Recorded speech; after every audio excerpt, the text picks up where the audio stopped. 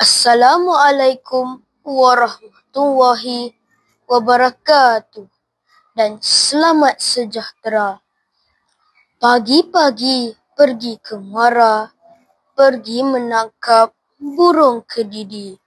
Sebelum saya mulakan bicara, izinkan saya perkenalkan diri. Saya Muhammad Iyad bin Muhammad Rizwan, berumur 12 tahun. Saya anak didikan SK Semabuk, kod MBA 2004. Pada hari ini, saya akan berkongsi cerita sebuah buku yang sangat menarik.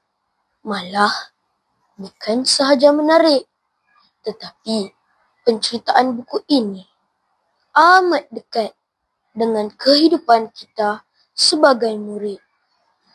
Buku yang saya maksudkan ialah buku yang bertajuk Mengusung Rumah Lama. Buku ini setebal 200 muka surat, merupakan hasil karya Ahmad Safarman Daulah pada tahun 2023.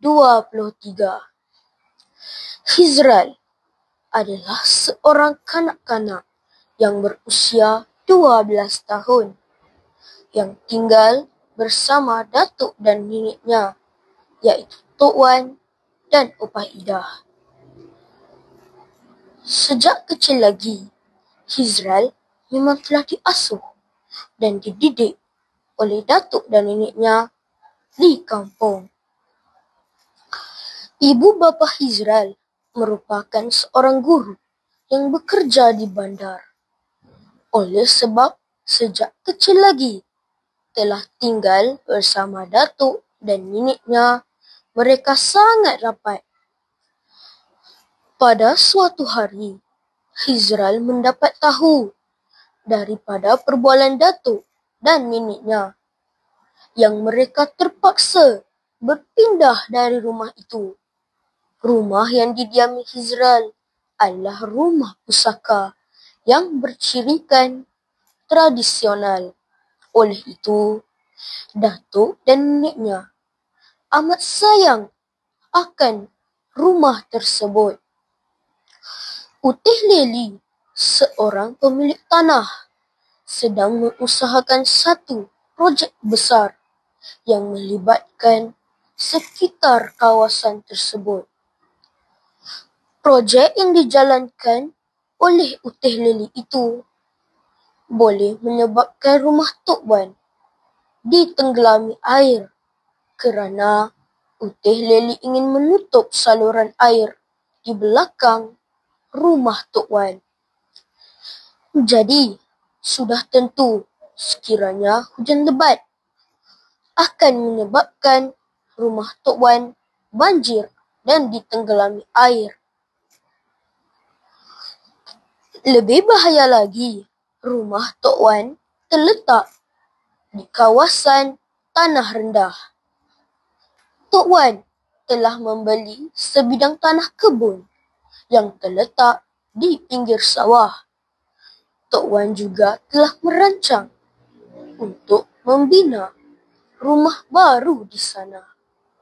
Utih Leli berasa sangat marah apabila mendapat tahu Tok Wan berjaya membeli tanah tersebut.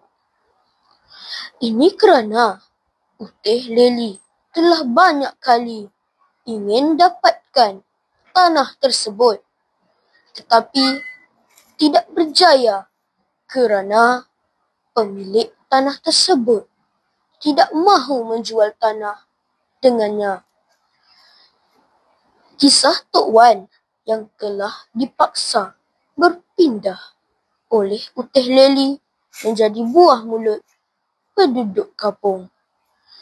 Penduduk kampung telah cuba menasihati Utih Leli, tetapi Utih Leli tetap dengan pendiriannya untuk meneruskan projek tersebut.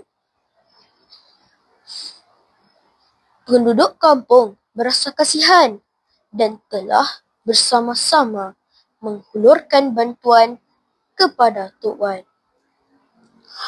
Penduduk kampung juga telah mengadakan mesyuarat untuk berbincang bagi menyelesaikan masalah Tok Wan. Hasil keputusan mesyuarat tersebut, penduduk kampung bersetuju untuk mengusung rumah Tok Wan ke tempat baru. Begitulah amalan hidup penduduk kampung yang boleh dikatakan bagai aur dengan tebing.